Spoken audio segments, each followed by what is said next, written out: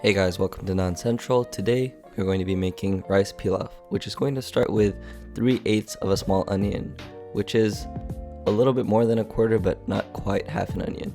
So we're going to start by making some parallel cuts, going vertically and then turning our knife horizontally and making one cut across. Also note that I'm leaving the onion attached at the root end to make it a little bit easier to cut. And once we're done with our preliminary cuts, we can dice the onion into our desired pieces.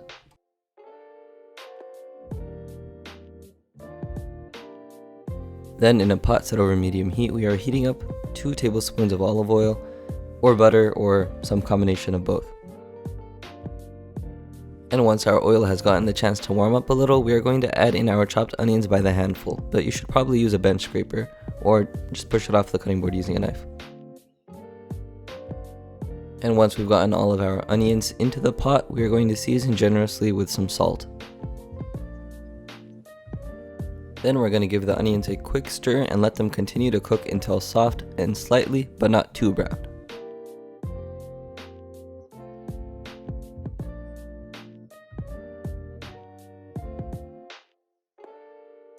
Once they've reached this stage, we are going to add in our orzo or other small dry pasta of choice.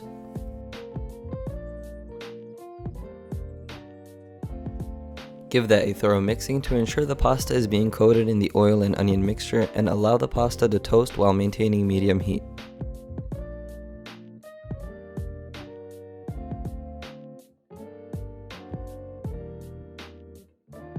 And once our pasta is nice and toasted, we are also going to toast our spices in the oil, starting with some freshly ground black pepper, followed by some cayenne, paprika, a little bit of onion powder, a healthy shake of garlic powder,